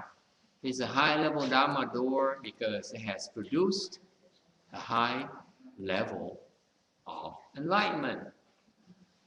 Is it clear? Nó cao minh là tại vì nó giúp quý vị đạt được trình độ cao, không gọi là cao minh. Chứ không phải quý vị cứ định nó cao là nó cao đâu. Okay, so that's why when people ask me, is this a high level Dharma door? And I said, it depends on your teacher. Tùy người thầy. Okay, it's not the Dharma, it's the teacher. Không phải là cái phương pháp mà cái người thầy. Is it clear? Quý vị nghe có hiểu không? I remember, thầy nhớ there's a man who came to the city 10,000 Buddhas. Thầy nhớ có một cái ông kia tới cái Vạn Hội Thành, and he practiced the Hoa Tổ, rồi tu cái tham thờ độc. He became enlightened. Ông giác ngộ. And he later told me that Master Shihua taught him. Mà sau này ông mới nói cho thầy nghe, kể thầy nghe là Ngài Tiên Hóa ngày dạy ông. Okay. And he knew he was enlightened. Ông biết là ông giác ngộ. And later on, yes, yeah. And later on, he went to the city 10,000 Buddhas and practiced the Hoa Tổ and Chan Chi, follow the Chan, participated in Chan Chi for 1 month. Ông tới cái Vạn Hội Thành, ông tu cái thiền thất một lâu rồi. This is the older format, right? It's not the same as right now, where they practice in the city 10,000 Buddhas. It's not the same format. Đây là lâu rồi. Thì bây giờ cái thiền thất ở Vạn Hội Thành nó khác rồi, không giống lúc trước nữa. Thì lúc trước tới mà lâu rồi họ tới đó thì họ tu, ông đông tu 1 tháng thì cũng được giác ngộ. So he was there for a month and became enlightened. Okay. And later on he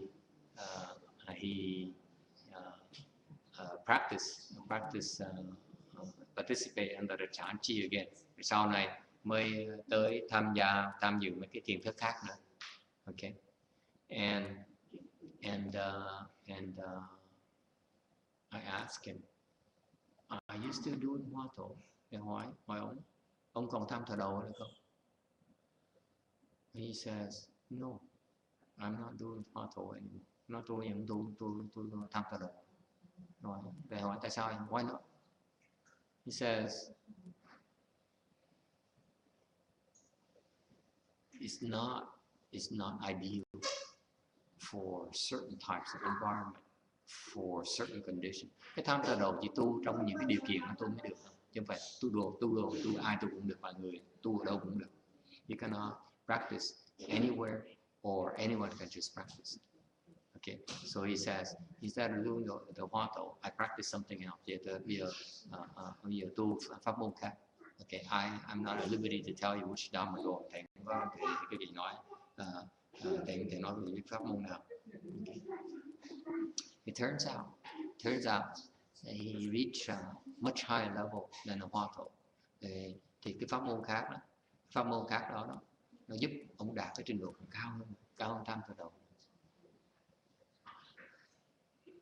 because it's different environment, different teacher. Ông thầy khác, cái môi trường nó khác.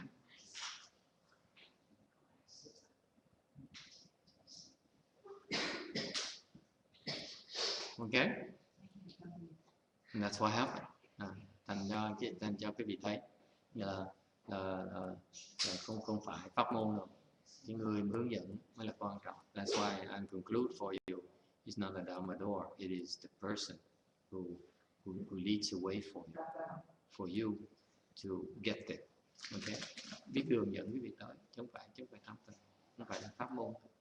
Okay, so the people who says this Dharma door is better than the other because they only say so because they don't know any better. Những cái người mà nói là pháp môn này hơn pháp môn kia là những cái người không hiểu tu. They don't understand how to cultivate. That's all. But that's okay. This is what people keep on talking about because there aren't a lot of people who understand how to cultivate. Cái đó chuyện thông thường, tại vì không ai biết cách tu nữa, thành ra họ nói nhiều hơn là họ làm. They talk a lot more than they actually are practicing. Okay.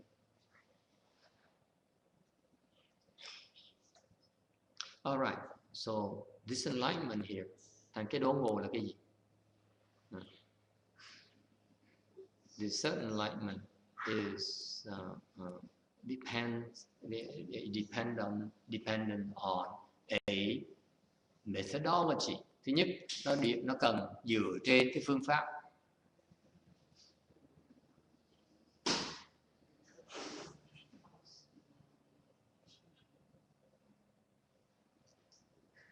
Okay, there must be a way to help you reach certain enlightenment. Có một cái phương pháp để giúp quý vị đắc được cái đốn ngộ. There are many ways, có nhiều phương pháp, many ways.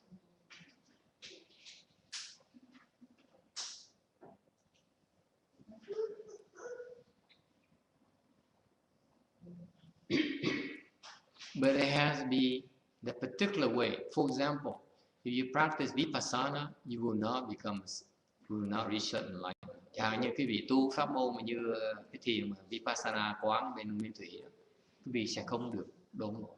You will not be able to reach it. Yesterday he shared a problem. When you go to the center, there's no teacher, only people. And he said, the teacher's disciples can't answer anything.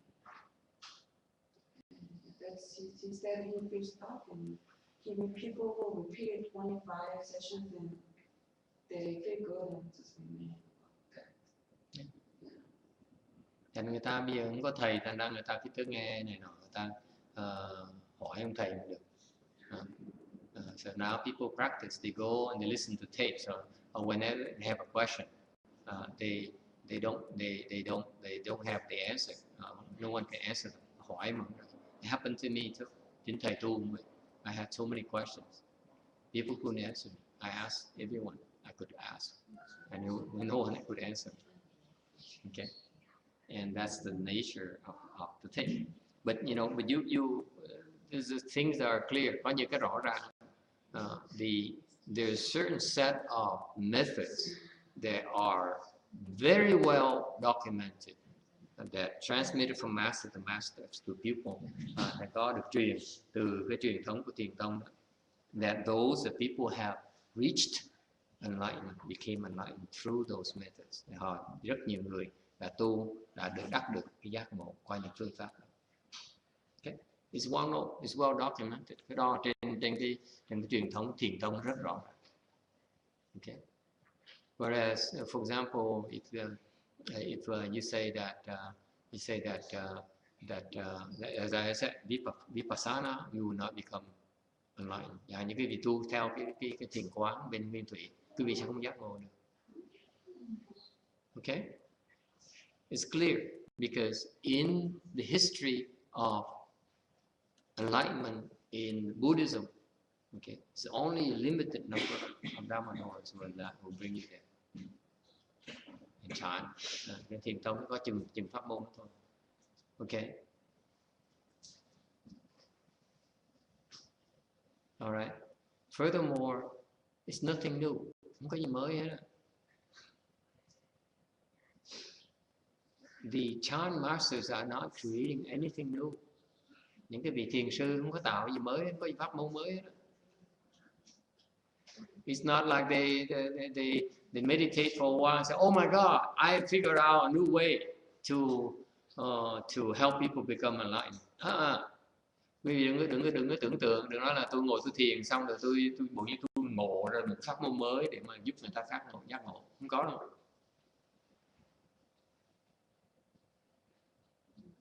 All the Chan masters practice the known methods of Chan. Những cái vị thiền sư đều tu những pháp môn người ta biết hết rồi, đã có sẵn trước hết rồi.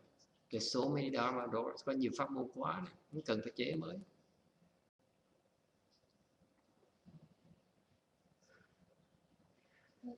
Yes. Thầy như thầy nói có nhiều pháp môn thì ví dụ mỗi một người có một cái căn cơ khác nhau mà độc ngộ theo cái căn cơ của người đó thì sao? Hàng nói chuyện tham thọ đầu không, đủ cái loại tham thọ đầu. For example, the Hoa Tổ, there are hundreds of different Hoa Tổ you can practice. Đủ căn cơ, đủ cái loại. Vậy con nghe, ví dụ như có một câu chuyện của thiền sư khi học trò có hỏi tới hỏi lui gì cái buổi thiền thầy đạt cho đạo xỉu rồi tỉnh dậy cái tự nhiên ngộ. Rồi có một vị thì tự nhiên ngồi thiền nghe cái táo nó rơi xuống cái giếng cho cái tổng cái thì tự nhiên một mỗi người có một cái ngộ đạo khác nhau. Tại vì những cái quá trình đó cái người thầy thiền sư ta nhìn thấy được. What happened is that the process of where you become suddenly enlightened is well understood by the master.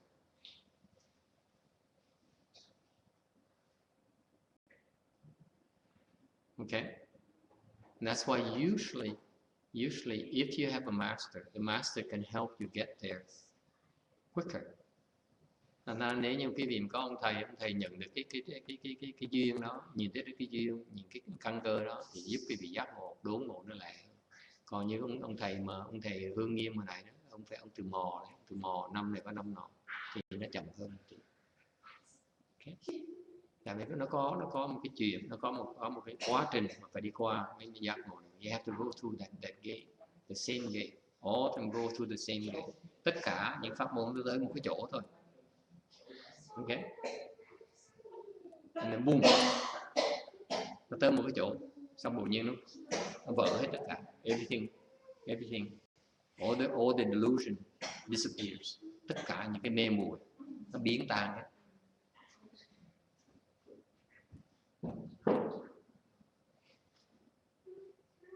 Okay. So all those things, những cái phương tiện này chỉ gửi tới một cái điểm thôi, they all bring to the same point. That's all. Okay, and that's why the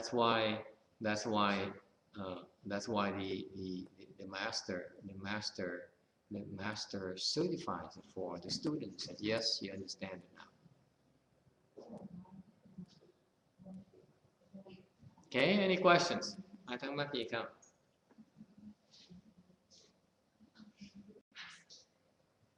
And no enlightened masters, không có một cái vị thiền sư nào mà giác ngộ rồi would open his mouth and say that this Dharma door is the most difficult or this is the most easy. Không có ông thầy nào mà nói pháp môn là khó nhất, không có pháp môn là dễ nhất hết. Không có ông thầy nào mà nói như vậy. No enlightened master ever said that. Ever. Nor would they say, I practice such a very difficult Dharma door that you cannot possibly understand. There's no such thing. Ông không có nói là tôi pháp môn tôi tu nó khó lắm, quý vị tu không nổi đâu. Không có đâu, không có chuyện đâu. Each person is different. Mỗi người nó mỗi khác. Okay? Questions? Yes. If a master walks through a certain Dharma door and got enlightened, Yes. although he went through one certain Dharma door, because he said at the end it's the same thing. So if he reads other Dharma door, he can also understand on the Dharma door automatically. That's right. So that's how he can guide other students.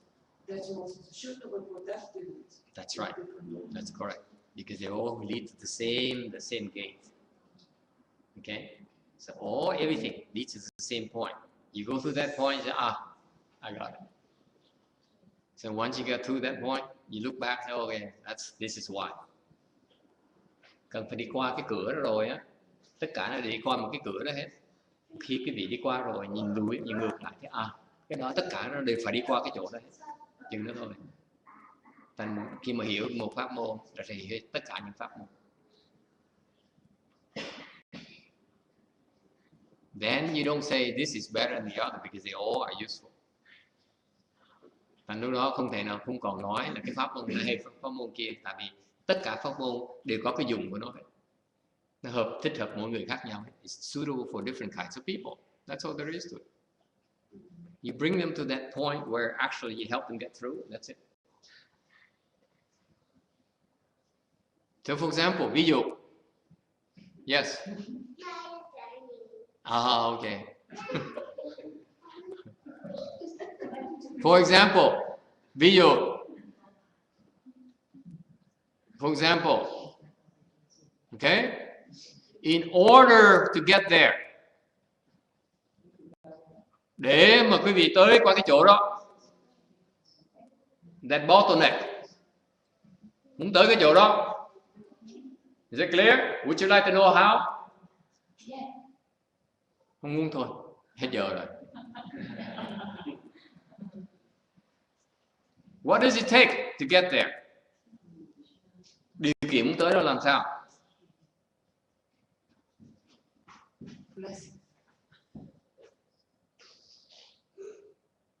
Yes. Increasing their levels. Very good. Okay, go get some rest, boy.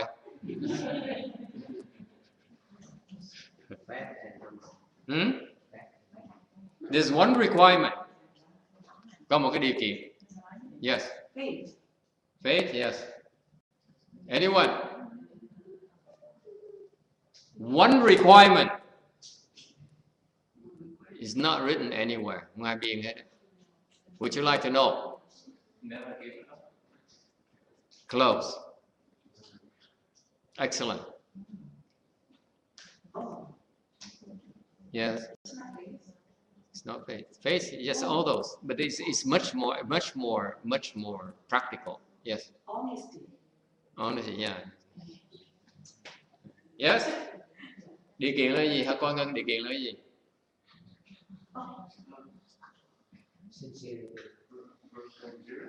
Perseverance, very good. Sincerity, it's all good. It's all right. Yes. Yes. You need to meet the person. Yes, that's right. Okay, yeah. Little girl, what is the requirement? Yeah, there you go. That's it. What is it? I don't know.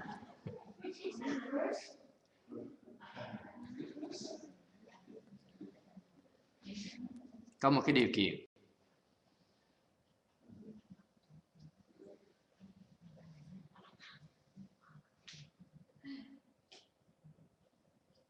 Mệt vẫn thiền tiếp. Cái đó là cái điều kiện. The requirement. When you're tired, you continue to meditate. You don't say, when you see people going like this,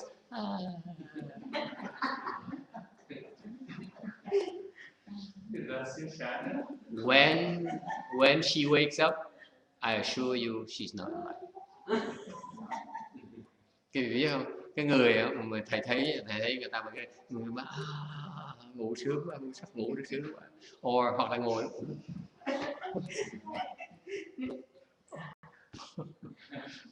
ok, cái người lúc mà thức dậy, người đó lúc thức dậy không thể nào dám, chắc chắn. I checked already too often, all throughout the years. Biết bao nhiêu năm thầy coi hết rồi. Những cái người mình làm như vậy, lúc mình ta thức dậy, thầy tới quay. I check them. Thế là what? Giác ngộ chưa không? None of them. Không ai giác ngộ. Bởi vì cái thiền thất nó quan trọng vì vậy. Thử cái chữ tin mà không tin thôi. This is to check your sincerity, to check your faith. You really believe when I say keep going, keep going. And you say, no.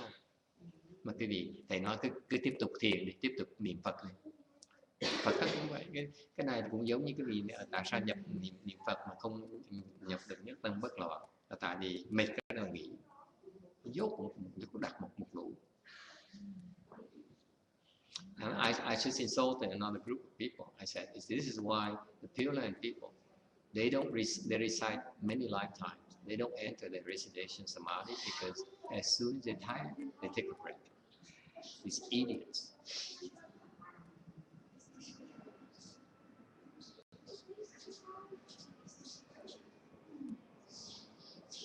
Tu đời này, đời kiếp này biết nọ, không bao giờ đắc được bất loạn, nhất tâm bất loạn, không bao giờ niệm Phật, không biết là sao. Mệt một cái là lo chạy đi nghỉ, điên cái đầu. Nhất là mấy ông thầy mấy ông cô, thôi mình niệm Phật 20 phút đủ rồi, nửa tiếng đủ rồi, xong mình đi nghỉ uống trà, cái là cái vị uống trà nghỉ tí. Làm sao vô được cái nhất tâm bất loạn.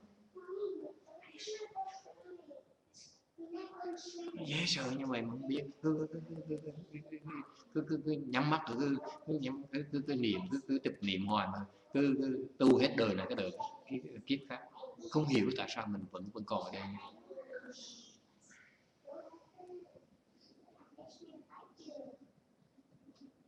Dễ sợ như vậy. Có ai trắng trợn như thầy không?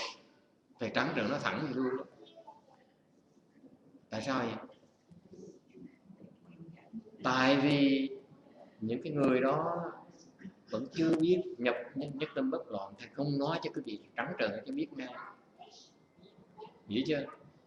Cứ nói cứ tổ chức này đó thôi, nhưng họ đâu có biết làm sao nhập được đâu. Cứ tưởng tượng không à, chưa hiểu. Tưởng tượng không à? Ngồi tưởng tượng tôi niệm Phật bao nhiêu người cứ tới ở thì cái chùa này cũng niệm Phật, nhưng mà chùa kia niệm Phật ai cũng niệm Phật giống nhau, đâu có, nó khác nhau nhiều lắm. Nhưng go to the same một cái đại pháp hội nó theo nó cũng đi nhiễu rồi cũng đánh trong nó chân chuông nó kéo mình đâu có, nó khác nhau một trời một vực.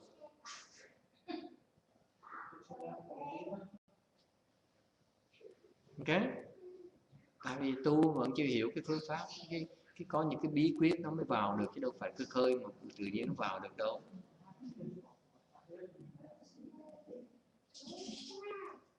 Có những cái bí mật mà phải được dạy, được truyền, được tu thì mới tới được, chứ không thôi không thôi. Bởi vậy vì tưởng Phật nói là niệm nhất tâm bất loạn 10 lần là tưởng dễ lắm mà khó lắm. Đâu có ai dạy cái gì làm cái đó đâu. It's very difficult to get into that recitation samadhi because it's not taught, it's not documented anywhere. Không có chỗ nào nó biên sách nào nó biên như vậy hết. It's no book that says so. How you enter the Buddha recitation samadhi? It's no book. You read it as you look at all the books you read. It's none.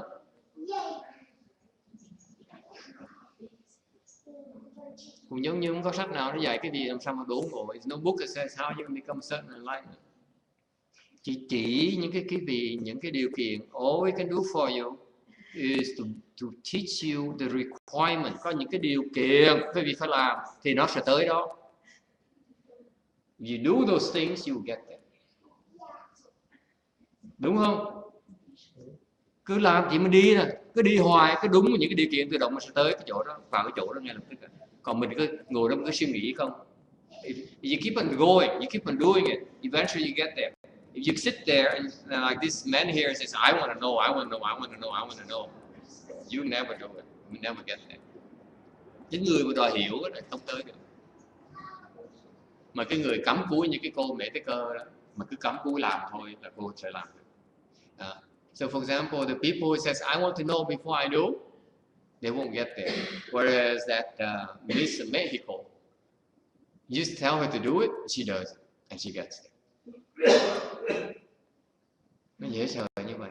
Mà cứ đòi hiểu hoài. And this is the sickness of modern age, the modern times. People like Miss Korea has, I need to understand before I have to be sure it's the right thing before I do it. Right? Because you're smart. It's just exactly the opposite. It requires faith. Phải tin ông thầy mới tới được.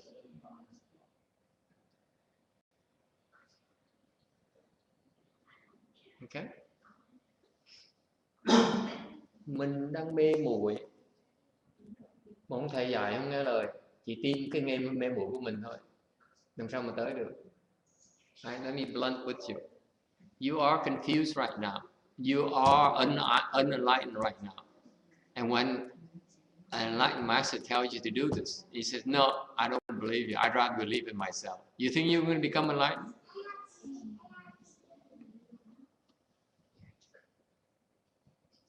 That's what people say. And what if the master doesn't know? Có người nói hỏi cái thầy, lỡ mà ông thầy không biết làm sao?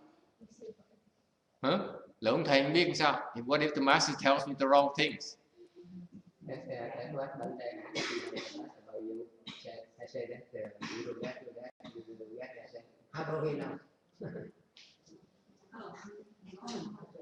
For sure, I don't know, so it's better to depend on somebody more possible. For sure, I don't know. Nhưng ông thầy Thích Lan không nói đâu. Ông thầy Thích Lan không nói là ông tới đây ông tu hỏi gì đó, sao cái vị tiên ông thầy này dữ vậy? Là ông thầy nó không biết đâu. Cái người mà hỏi như vậy là cái người không biết rồi. The person who asks how can you trust the other person? That person doesn't know already. Strike him off the list. There's no point. Mấy người đó là mình không cần biết, mình chỉ gạch sổ đen ngay lập tức. Cái người thầy này mình không thèm học. That's what I do. I write them off the list. I blacklist them. I say, no, you can't teach me. Đúng không? Còn đi hỏi tại sao tin thầy? Là ông thầy không biết sao.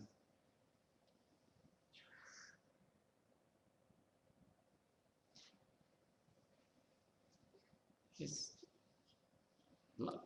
Sometimes you trust the right person, like I trusted my master.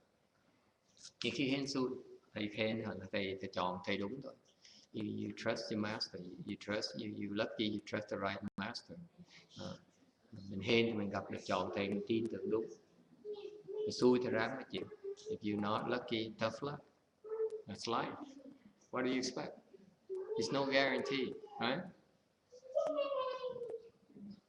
Ráng mà chịu thôi. Same school. Cái việc tới một cái trường đại học. Okay.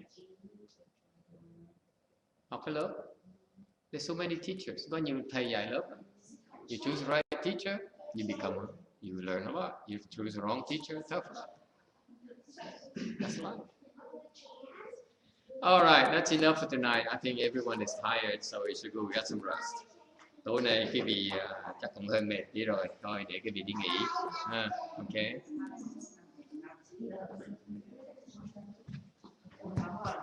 Yeah.